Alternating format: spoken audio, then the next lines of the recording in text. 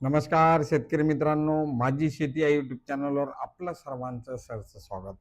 शेतकरी मित्रांनो, गेल्या 5 ते 6 महिन्यापासून नमो शेतकरी महासन्मान निधी योजनेच्या हप्त्याच्या प्रतीक्षेत असलेल्या शेतकऱ्यांना नमो शेतकरीचा 8वा हप्ता वितरित होण्यासाठी आणखीन काही काळ प्रतीक्षा करावी लागणार आहे.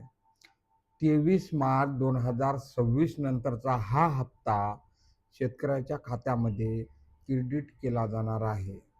शेतकरी मित्रांनो, 16 मार्च 2026 रोजी राज्य शासनाच्या माध्यमातून नमो शेतकरी महासन्मान निधी योजनेचा 8वा हप्ता वितरित करण्यासाठी 1774 कोटी रुपयाची रक्कम वितरित करण्यासाठी मंजुरी दिली आणि हा जी.आर. आल्यानंतर साहजिकच गुढीपाडव्यापूर्वी शेतकऱ्यांच्या खात्यामध्ये ही रक्कम जमा केली जाईल अशा प्रकारच्या शक्यता निर्माण झालेल्या होत्या.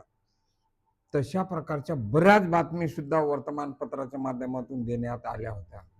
परंतु मित्रांनो, हा हप्ता पुढील आठवड्यामध्ये वितरित केला जाणार आहे. पीएम किसानचा 21वा हप्ता ज्या शेतकऱ्यांना वितरित करण्यात आला ते शेतकरी याच्या अंतर्गत पात्र असून त्या शेतकऱ्यांना या हप्त्याचं वितरण केलं जाईल अशा प्रकारची माहिती जी.आरच्या माध्यमातून देण्यात आलेली आहे. अर्थातच ते राज्यामध्ये पीएम किसानचा 21वा हप्ता हा 90,41,248 शेतकऱ्यांना वितरित करण्यात आला होता आणि या शेतकऱ्यांना जवळजवळ 1808,94,00,000च्या आसपासची रक्कम त्याच्या खात्यामध्ये क्रेडिट केली जाणार आहे. 1774 कोटी रुपयाचा निधी हा राज्य शासनाच्या माध्यमातून 16 मार्च 2026 रोजी उपलब्ध करून देण्यात आलेला आहे आणि पूर्वीचा उपलब्ध असलेला निधी अशा माध्यमातून 1808 कोटी रुपयाचं वितरण हे 23 मार्च नंतर शेतकऱ्यांच्या खात्यामध्ये केलं जाणार आहे. मित्रांनो, यांच्या संदर्भातील बऱ्याच मोठ्या प्रमाणात विचारणा हे न्यूज चॅनलच्या माध्यमातून कृषी मंत्र्यांना करण्यात येत होते आणि याच्या संदर्भात देण्यात आलेल्या उत्तरादाखल पुढील आठवड्यामध्ये या हप्त्याचं वितरण केलं जाईल अशा प्रकारची माहिती कृषी मंत्र्याच्या माध्यमातून देण्यात आलेली आहे.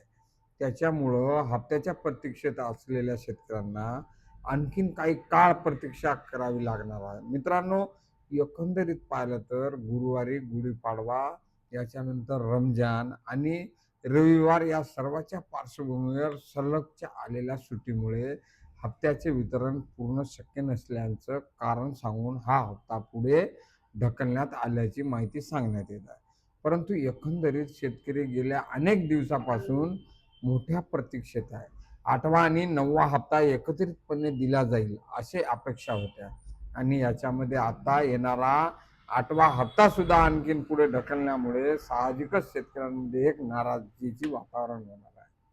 आपल्याला माहिती कशी वाटली नक्की कॉमेंट करा. चॅनलवर नवीन असाल सबस्क्राईब करा, व्हिडिओला लाईक करा आणि जास्तीत जास्त शेतकऱ्यांपर्यंत ही माहिती शेअर करा. तर भेटूया नवीन व्हिडिओमध्ये नवीन माहिती. तोपर्यंत धन्यवाद.